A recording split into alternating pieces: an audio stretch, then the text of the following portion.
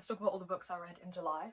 The first book, Grace, The Power of the Gospel. I loved this book. It really spoke about the balance of grace, because I think on one hand, often you're like, I need to do everything to get God's grace. And on the other hand, you're like, God's grace covers it all, I can live however I want. And this book is like in the middle, in line with the Bible, such a good book on God's grace and what Jesus has done. Love this book. It was a book of the month for church. And yeah, I'm so glad I read it. 10 out of 10 would recommend. Then I read, basically at work on the bookshelf, there was this book called The Shadow Bride. And I didn't realise it was part 2 of the series. I don't even know how many books are in this. So then I went to my library and got the first book out, which is called The Scarlet Veil. And I mean, the cover say, the titles and the cover say a lot about these books. Quite thick, quite chunky.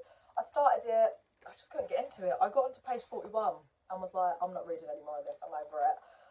The main character kind of annoyed me. At one point, they're talking upstairs about getting drunk, and downstairs there's a church. And they're kind of like joking that like the wine and communion, and I just thought, I'm not feeling the mocking Christianity. And then they started talking about tarot cards, and I was like, nah, this ain't for me. So yeah, one thing about me, if I'm not enjoying a book, I'm not forcing myself to read it. So I stopped reading it. And then, this is arguably, not even arguably, this is the best book I've read this year. For an August. Best books I've read this year. Fourth Wing. I've heard a million and one things about these books and thought, oh, fine, let me just give it a go. I've not been as obsessed with a book series since Twilight, like forever ago. I've pretty much read these books twice, because these two, the first two are from the library. The third one, I think I finished this book on the Saturday. I was so desperate to know what happened. I had to order it on Amazon. I was like, I literally can't wait any longer. Insane, amazing. I love all the characters. I love the storyline. I love the plot. I love it. I'm just obsessed. The main character is strong and not annoying. You know, sometimes you get like weak main characters. Currently what I'm going through in the book I'm reading, there's none of that in this book. I just absolutely loved it. 10 out of 10, a million out of 10 would recommend this.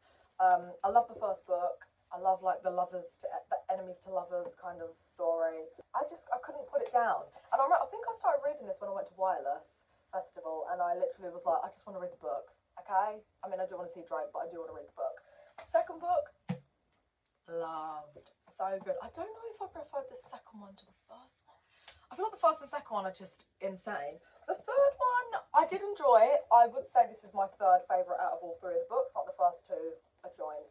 This one was good. I mean, you're going all over the gaff, which was okay. I kind of was like, okay, we just need to, I don't want to spoil anything, but we need to solve the issue that happens at the very end of the second book.